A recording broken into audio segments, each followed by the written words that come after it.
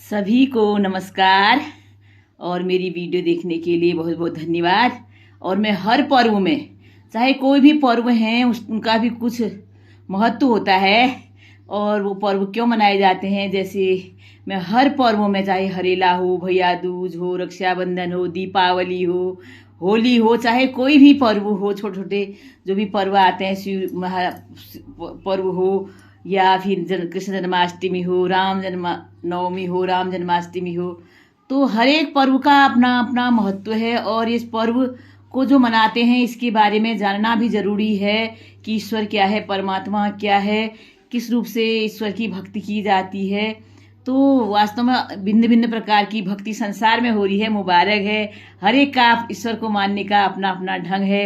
लेकिन मुझ पर तो सदगुरु की ऐसी कृपा हुई है कि इस निराकार ब्रह्म जगत जननी जगदम्बा के दर्शन करा के आनंद की अनुभूति, आनंद में रख दिया है। केवल हर समय अंग संग हाजिर नाजिर देखकर इस जगत जननी जगदम्बा की पूजा होती रहती है। और आज तो फिर बहुत ही शुभ दिन है। हैप्पी नवरात्रि, नए संवत्सर की सभी को हार्दिक शुभकामनाएं। नए साल की, नए संवत्सर, नववर्ष, नवरात्रि की सभी को हार्दिक हार्दिक शुभकामनाएं। और सभी वीडियो पूरी देखें, क्योंकि आधी बात आप सुनेंगे तो बात समझ में नहीं आती है। अगर पूरी आज सुन लेते हैं तो समझ आ जाती है।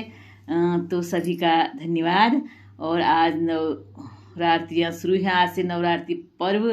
तो वास्तव में जगत जननी जगदम्बा जिसको हम मानते हैं, जी जगत जननी जगदम्बा की हम पूजा करते हैं, उस जगदम्बा को अगर हम जान लेते हैं, क्योंकि नव दुर्गा के रूप में, क्योंकि तेरे नाम अनेक तो एक ही है, एक है जगत जननी ये जगदम्बा जो निराकार रूप में सारे संसार में व्याप्त है और सबको देख रही है, सबकी रक्षा कर रही है। ऐसी जगत जननी जिसके अनेक रूप है, अनेक रूपों में आप नव दुर्गा के रूप में इसकी पूजा करते हैं। तो ये जगदम्बा, जैसे हम कहते हैं नमो नमो अम्बे दुखरणी, नमो नमो अम्बे सुखकरणी, निराकार है ज्योति तुम्हारी, चहु ओर फैली उजियारी। चारों ओर इसकी उजियारी फैली हुई है, सारे संसार में इसका उजाला हुआ है। वास्तव में ज्ञान की देवी है ये प्रकाश की देवी है। ये वास्तव में जगत जननी जगदम्बा सारे संसार की देवी है। तो जो सर्वत्र है, सर्वव्यापी है, कण कण में है, रोम रोम में है। हम प्रार्थना करते हैं नमो इस जगदम्बा से कि सारे दुखों को दूर करने वाली तू है, सुखों से भरने वाली तू है, तेरी ज्योत निराकार है और मैं तेरी हर पल भक्ति करते चले जाऊं। चाहे तेरे भक्त किसी भी रूप में इसकी पूजा कर रहे हैं, मुबारक है। लेकिन इसे अगर जानकर पूजा करते हैं तो और भी आनंद आ जाता है। क्यों कहते हैं कि पहली जाना ईश्वर सा, फिर पूजा पाठ, अष्ट सिद्धि नव निधि लग जला बाट। अष्ट सिद्धि नव निधि फिर अपने आप ही रास्ता लग जाते हैं जब जानकर हम इसकी भक्ति कर लेते हैं। तो मेरे जीवन में मेरे सदगुरु आए, सदगुरु की कृपा हुई, तो सदगुरु ने बताया तू भक्ति कर, पूजा कर, सब कुछ मुबारक है, कुछ भी छोड़ना नहीं, केवल जान कर, इसको जान ले। तो इसको जान लिया तो अब हर समय की भक्ति हो जा रही है, 24 घंटे की। उठते बैठते खाते पीते जो प्रभु को ध्याता है, अवतार गुरु की शरण में केवल विरला ही कोई आता है। शरण में गुरु की कोई विरला ही पहुंचता है। बड़े भाग मानुष तन पावा, सुध दुर्लभ सदग्रंथ लगावा। देवी देवता भी इस मनुष्य तन के लिए तरसते हैं और वास्तव में बड़े भाग्यवान हैं मनुष्य जन्म में आकर इस परमात्मा, इस ईश्वर का दर्शन करके फिर भक्ति होती है। तो तभी कहा शक्ति रूपेण कहा इससे। वास्तव या देवी सर्वभूतेषु शक्ति रूपेण संस्थिता, नमस्तस्ये नमस्तस्ये नमस्तस्ये नमो नमः। शक्ति की देवी है तू, कहा तुझे नमस्कार है। कहा से शक्ति देवी है, शक्ति रूपेण देवी तुझे नमस्कार है। या देवी सर्वभूतेषु प्रकृति रूपेण संस्थिता, जो प्रकृति में विचरित कर रही है, जो सारे संसार में व्याप्त है, ऐसी देवी को मेरा नमस्कार है। या देवी सर्वभूतेषु शांति रूपेण संस्थिता, नमस्तस्ये नमस्तस्ये नमस्तस्ये नमो नमः। जो देवी शांति की देवी है, जो संसार में व्याप्त तो है और इतनी शांत है, बिल्कुल सारे संसार का नजारा देख रही है, ऐसे देवी को मेरा बार बार प्रणाम है, जो सारे संसार को चला रही है। ऐसी जगत जननी माँ को मेरा प्रणाम है। इस तरह से इसकी स्तुति की गई है, बार बार की गई है, शांति रूपेण, प्रकृति रूपेण, शक्ति रूपेण। तो ये कई रूपों में साध संगत जी संसार का कल्याण करती है, संसार का भला करती है। इसलिए भक्त जनों पर इसे पर विश्वास होता है। हर एक भक्त का कल्याण करने वाली माँ जगत जननी जगदम्बा है। जो जिस रूप में इसे पूज रहा है ये स्वीकार कर लेती है, क्योंकि पूजा हम जिस रूप में भी कर रहे हैं स्वीकार कर लेती है माँ जगदम्बा, या ये स्वीकार हो जाती है। तो जो भी मांगा वो तो जीवन में मिल जाता है। तो माँ जगदम्बा मोक्ष की बात करती हैं। कहते हैं कि रामकृष्ण परमहंस ने माँ कालिका की इतनी भक्ति की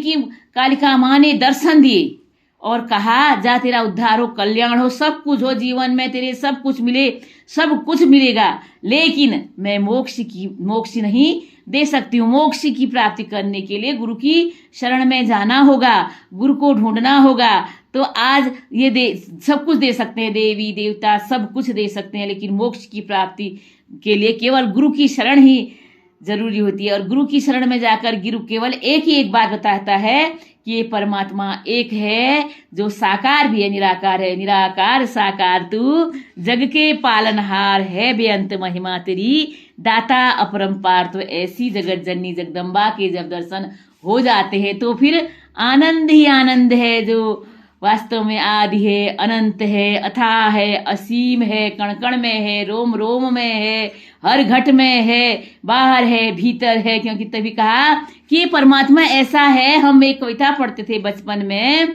कबीरदास जी का दोहा, जल में कुंभ, कुंभ में जल है, बाहर भीतर पानी। ऐसे परमात्मा अंदर भी और बाहर भी है। इस घट के अंदर, घट ये शरीर को कहा गया है, इसके अंदर भी ये आत्मा रूप में विराजमान है, और बाहर जो परमात्मा सर्वत्र है, सर्वव्यापी है। तो जब ये शरीर नाश जाता है, इस घड़ा, शरीर रूपी घड़ा खत्म हो जाता है, तो ये आत्मा जब निकलती है इस परमात्मा में विस्तृत हो जाती है। तो जल में कुंभ, कुंभ जल में, बाहर भीतर पानी, फूटे कुंभ जल, जल ही समाया। जब घड़ा फूटता है, जब ये शरीर नष्ट होता है, ये आत्मा निकलती है, तो परमात्मा में विराजमान हो जाती है। गुरु ज्ञान के कारण, गुरु ज्ञान देता है, बताता है तेरा परमात्मा है। तो ये परमात्मा में आत्मा जब जाती है तो फिर इसके समान ही हो जाती है।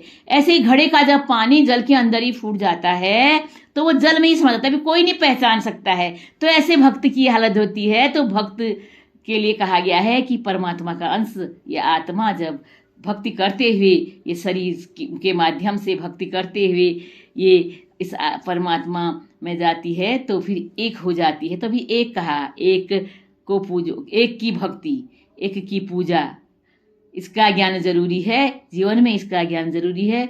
सभी को नवरात्रि की हार्दिक शुभकामनाएं। जो जिस रूप में भी पूज रहा है, माँ जगत जननी जगदम्बा के जितने रूपों में भी पूज रहा है, मुबारक है, क्योंकि इसको पूजना कर्म संसार में करना है। सदगुरु ने कहा करो जिस तरह से भक्ति, हर एक घड़ी आधी से पुनः तुलसी संगत साथ की कटे कोटि अपराध, इसकी भक्ति करो आधी घड़ी, एक घड़ी। लेकिन जब संतों का साथ, भक्तों का साथ मिल जाता है और गुरु की कृपा से इसकी जानकारी हो जाती है तो जीवन आनंद ही आनंद है। क्योंकि भक्ति तो सभी कर रहे हैं। अभी मेरी पूजा हो रही है, भक्ति हो रही है, जो भी हो रही है, बैठकर हाथ जोड़कर, चाहे मैं शंख नहीं बजा रही, घंटी यहाँ पर नहीं बजा रही हूँ, केवल इसकी चर्चा कर रही हूँ, गुणगान कर रही हूँ, भक्ति कर रही हूँ, भक्ति की बात कर रही हूँ।